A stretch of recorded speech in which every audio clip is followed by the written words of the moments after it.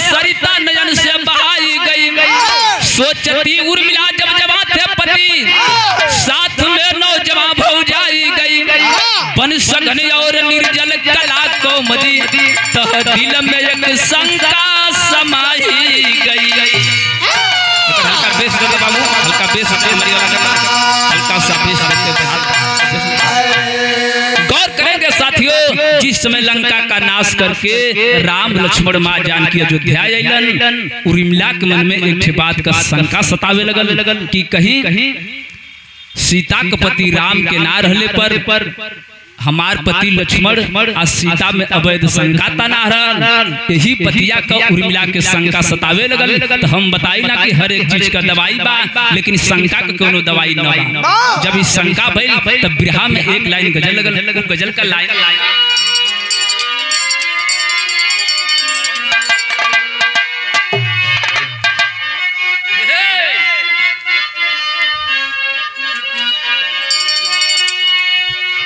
जिसके सर पे हाथ हरदम गौस समुदानी का है कि अरे जिंदगी का क्या भरोसा, बुलबुला पानी का है।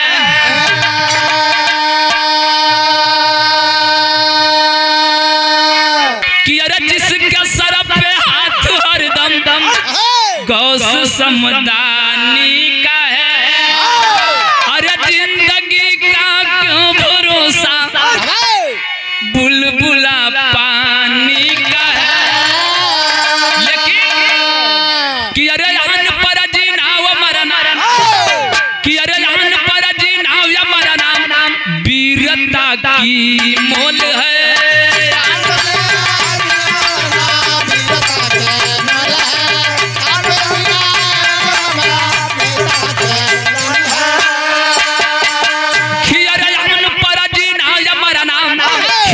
वीरता का मोल है। कि अरे हीरे की पानी की जग में, कि अरे हीरे की पानी की जग में कीमत अनमोल है।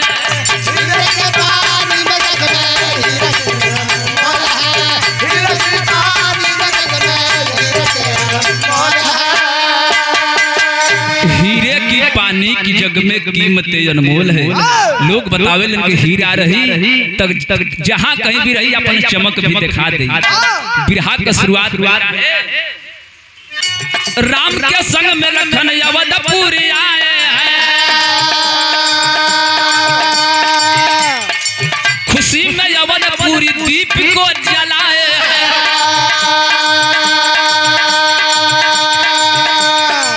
एक दिन उर्मिला के मन में जागी शंका है।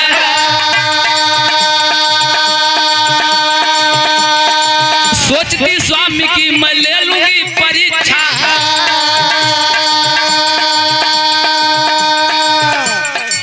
रात जब हो गई तो भारी ठननवा ठानी। रात जब हो गई तो भारी ठननवा ठानी, बगल में सो गई है करके गुमनवा ठानी।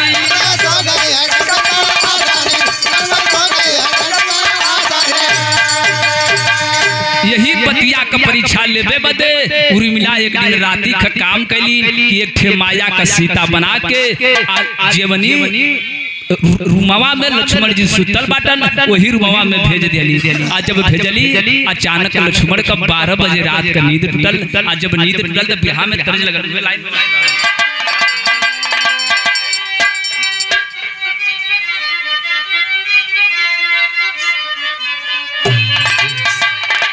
तर से बढ़िया फर्क कि अरे गैली कोठरिया में सीता दुलरिया हो बयरा गलमाना। नीस रात को जब लक्ष्मण के कच्छ में वह माया रूपी सीता गई, लक्ष्मण का अचानक नींद टूट गई। रे माता आप नीस रात में आखिर बात का गैली कोठरिया में सीता कुमारिया हो बयरा गलमाना। तब तबले लक्ष्मण का खुलली नजरिया हो बैरागल मना।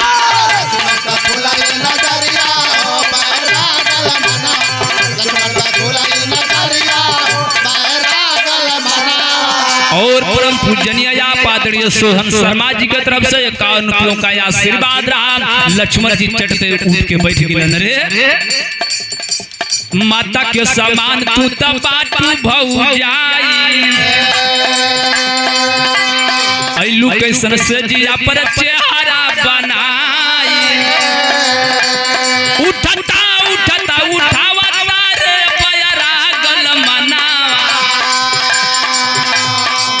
यारे उठता उठता उठावता रे बैरागल मना। तबले लक्ष्मण का खुलली नजरिया हो बैरागल।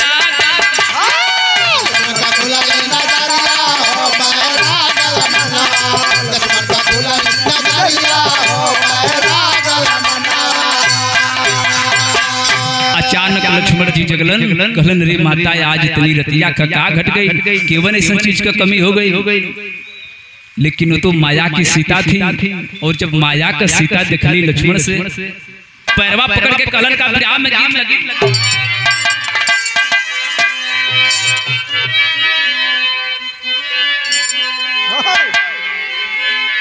कि अरे पातर राम जी के कि अरे पातर कारी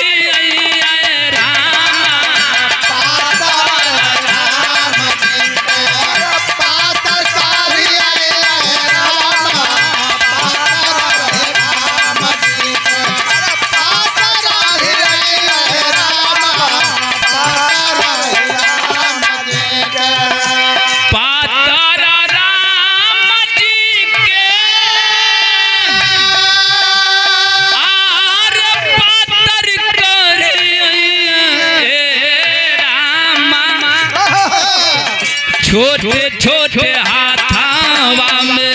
छोटे छोटे हाथावा में सोहले धनिया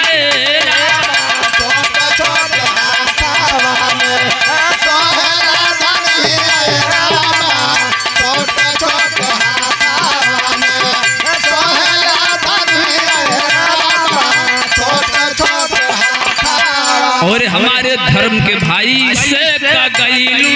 भौजी कैसे का गईलू भौजी घरवा में घुसी हो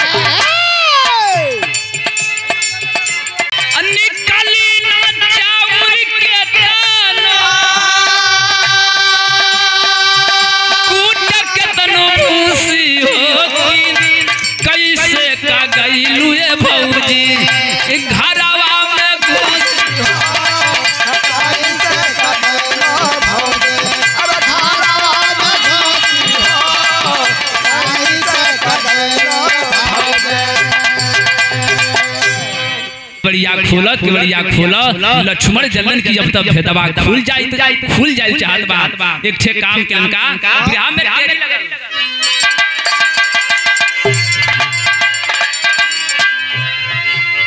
कि अरे मला खाई रजनी मलिका बनी गई।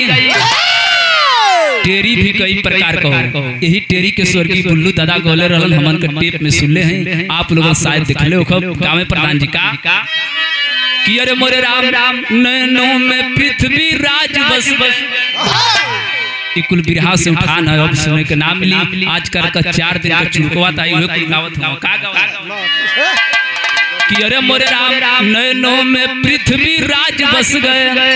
अरे छत्री वंश विभूषण दिल्ली के सिरतार नैनों में पृथ्वी राज बस गए।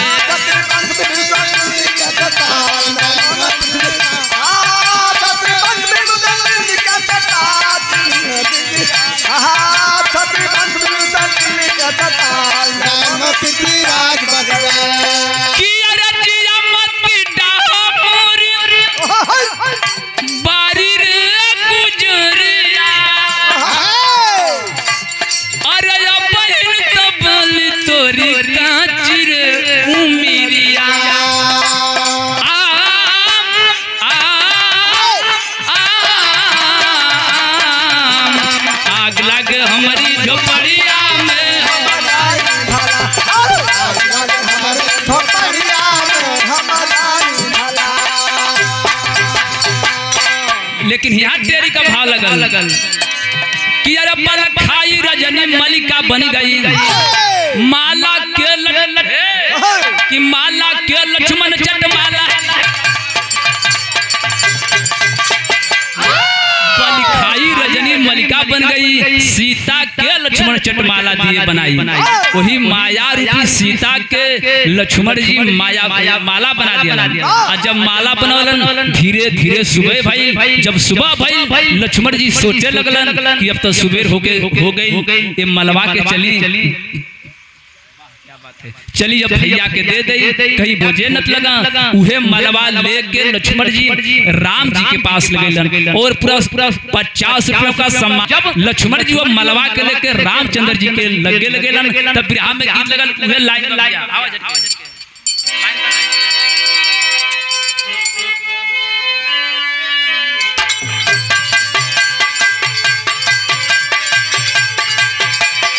गीत फेवरेट बा आप लोगन की जानल पहचानल बा। जब सोनाटी की मेला में जइबा वहाँ कलमंडा एक गीत के गाई तो गजब गजब का गीत गाई। पहले स्वर ले के स्वर ले ए हाँ ए हाँ ए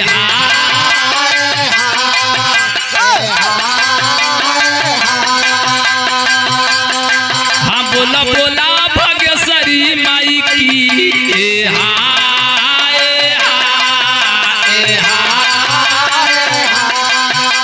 एक लाइन औरी गाई हमन को बचपना रहल गुरु जी का मन के बिहार सुने जाए जब गुरु जी के बोले हम गुरु जी से सिखले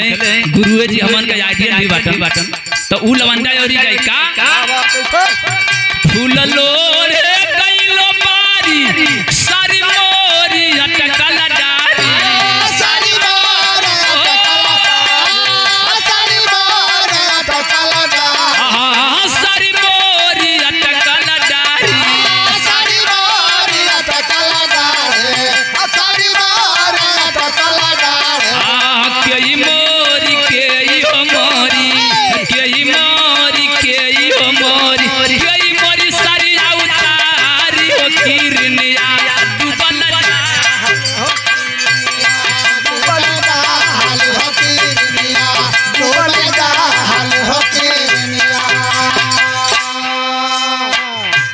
एक लाइन क्यों कही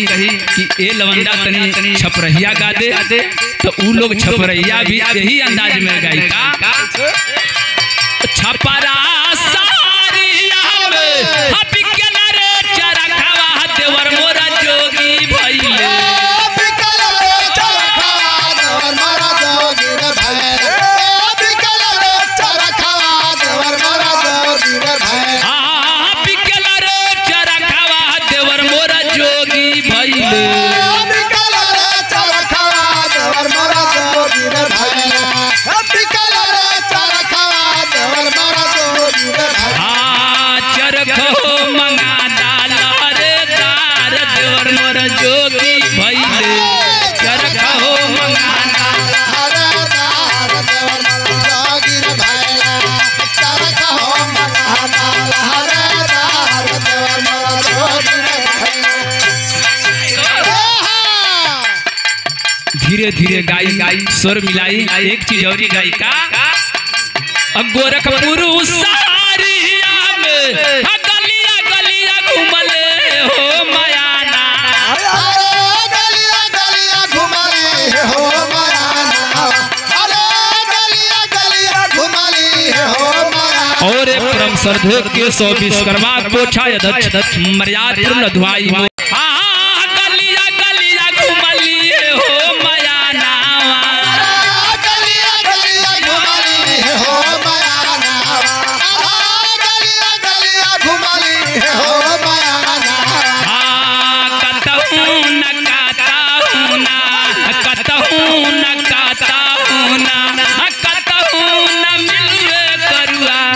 तेल रे माया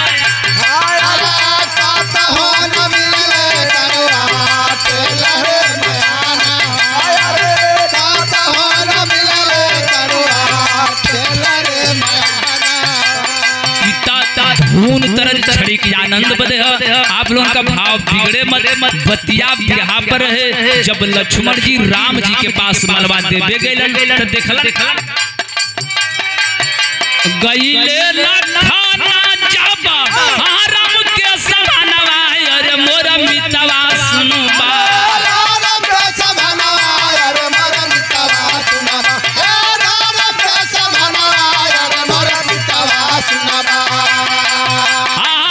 राम के समानवा अरे मोर मितवा सुनु बा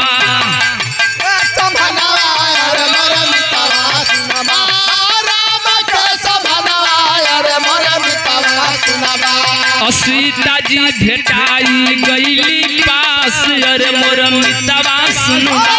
सीता जी भेटाई गईली पास अरे मोर मितवा सुनु सीता जी भेटाई गईली पास अरे मोर मितवा सुनु। पुरुषोत्तम रामचंद्र जी के जब कच्छ में लक्ष्मण जी मलबा लेके गइलन माया जी माया रूपी सीता का मलबा बनेले रहन उहे मलबा लेके गइलन देखलन रे ई तो भाभी पहले ही से राम जी की लगमा वाली अब देखी के हालतिया बिसा माया भइली भारी देखी के हालतिया बिसा माया भइली भारी देखी के हालतिया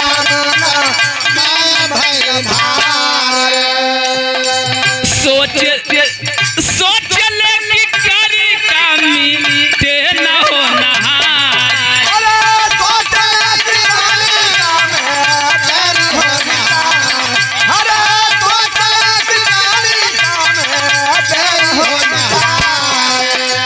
राम के नजरिया गईली लक्ष्मण के पास अरे मोर मितवा सुनबा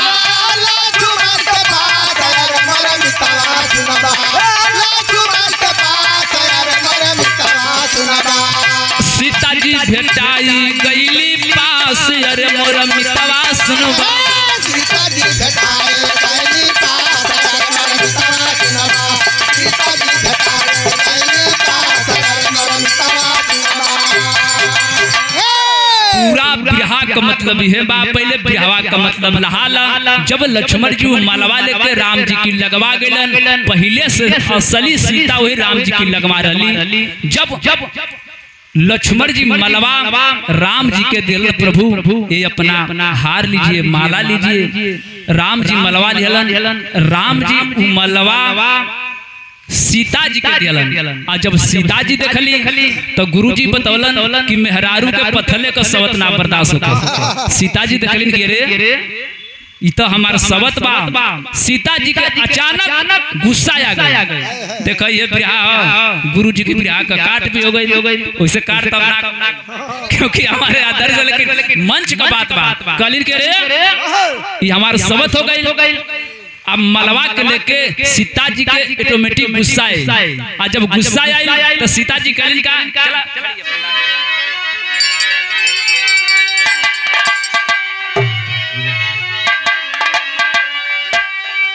कि अरे सरजू जी में फेंक दी हली मलबा घुमाई के हंसे विश्वकर्मा वही पनिया में पाई के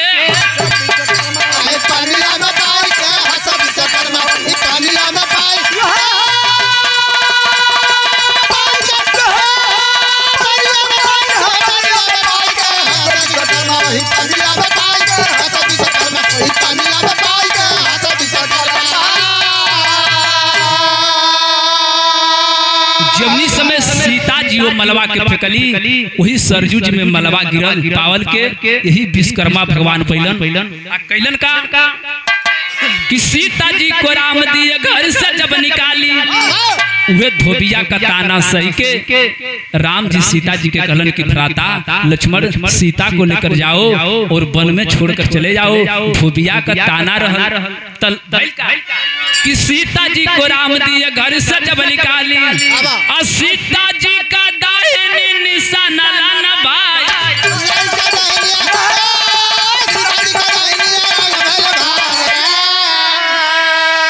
दाहिनी का मतलब समझा लोग मत कहना कि सीता जी का दाहिनी भुजा निशानी लेकर आना जब गइलन तो वही बनवा में